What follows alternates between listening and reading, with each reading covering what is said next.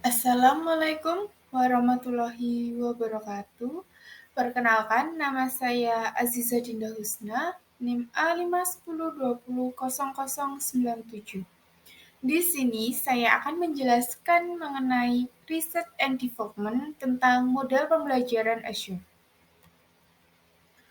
Model pembelajaran Azure merupakan salah satu strategi pembelajaran di ruang kelas yang memadukan penggunaan teknologi dan media pembelajaran, serta dikembangkan melalui pemilihan dan pemanfaatan metode, bahan ajar, dan peran siswa dalam proses pembelajaran, yang dimana sebuah prosedur panduan untuk mendesain perencanaan dan bimbingan pembelajaran yang mengombinasikan antara materi, metode, dan media, di mana setiap melakukan kegiatan belajar dan pembelajaran, guru memberikan materi harus juga menyertakan metode dan media yang dibutuhkan.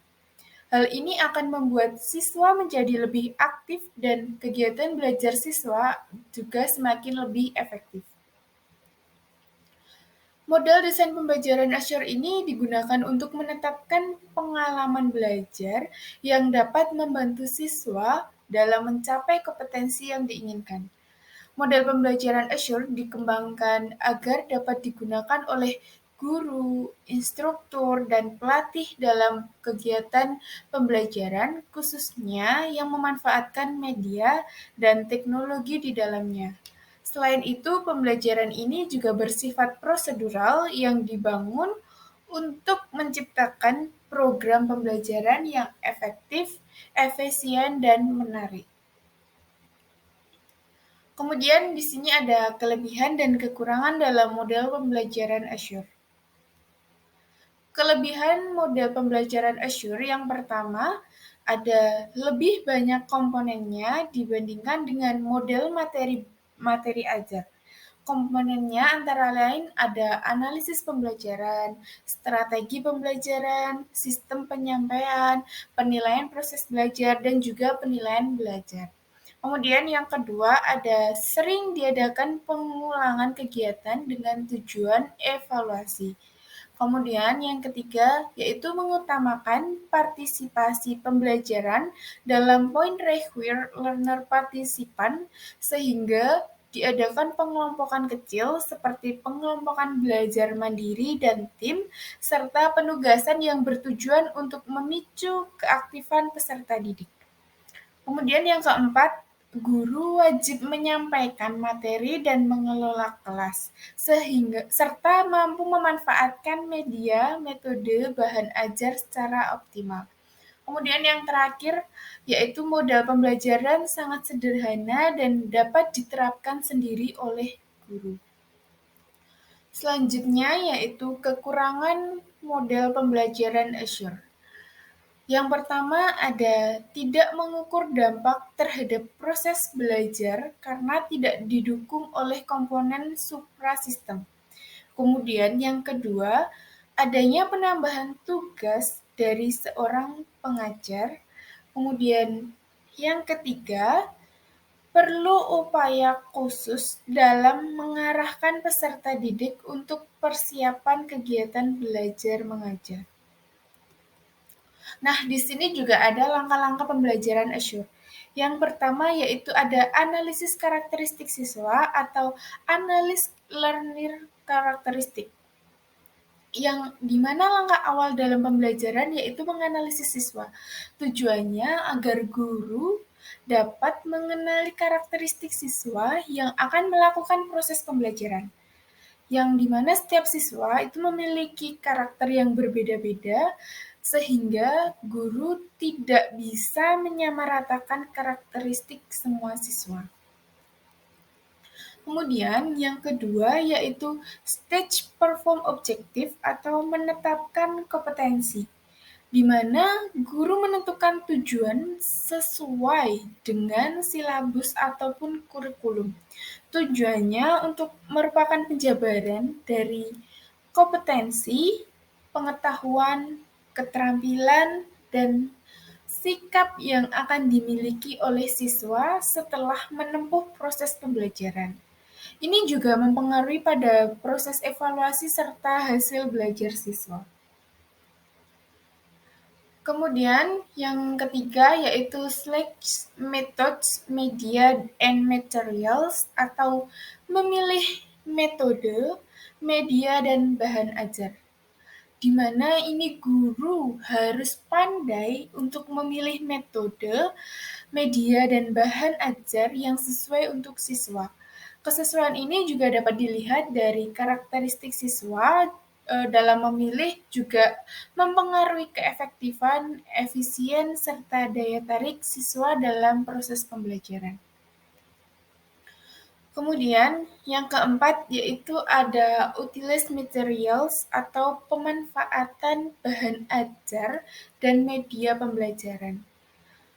Ketika guru sudah dapat memilih bahan ajar dan media yang sesuai, guru harus dapat memanfaatkannya dengan baik dengan menggunakan metode yang telah dipilih. Dan juga guru harus mempersiapkan kelas dan sarana pendukungnya.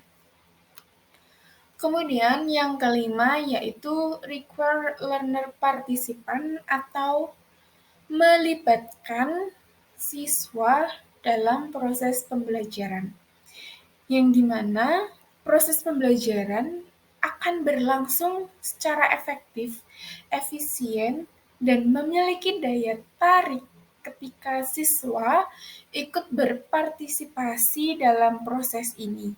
Sehingga jika siswa aktif dalam proses pembelajaran akan memudahkan siswa untuk memahami materi yang diberikan oleh guru serta untuk menumbuhkan motivasi belajar siswa.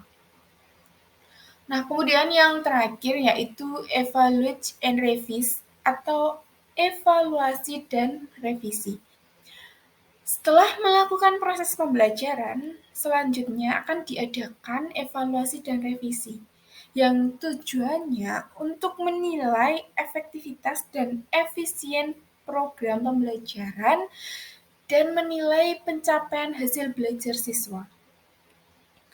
Dalam evaluasi untuk menilai efektivitas proses pembelajaran, yaitu dapat dengan terjawabnya pertanyaan, apakah proses pembelajaran ini mencapai tujuan, apakah metode, media, serta bahan ajar dapat membantu proses pembelajaran, apakah siswa terlibat aktif dalam proses pembelajaran.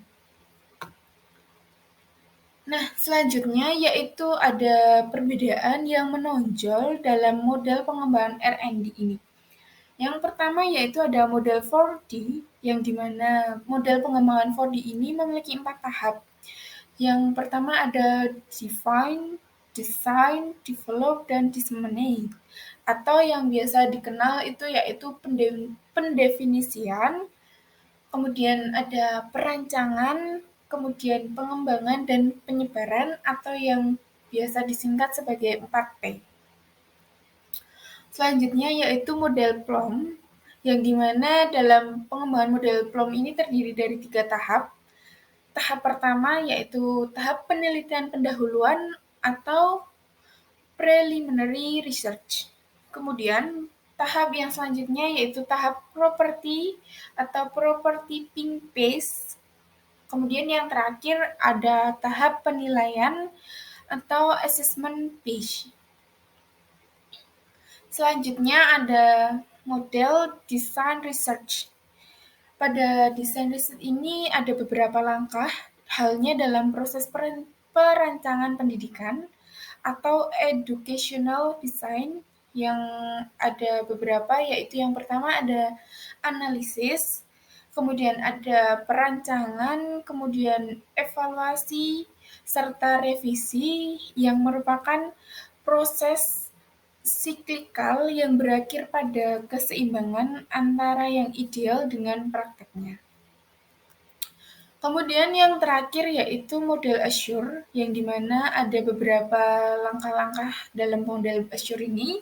Yang pertama yaitu analisis karakteristik siswa atau analis learner karakteristik.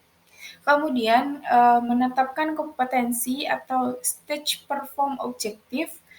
Kemudian selanjutnya ada memilih metode, media, dan bahan ajar atau select methods, media, and materials. Selanjutnya ada pemanfaatan bahan ajar dan media atau utilize materials. Kemudian ada melibatkan siswa dalam proses pembelajaran atau require learner partisipan. Kemudian yang terakhir ada evaluate and revise atau evaluasi dan revisi. Mungkin cukup sekian penjelasan yang dapat saya sampaikan. Wassalamualaikum warahmatullahi wabarakatuh.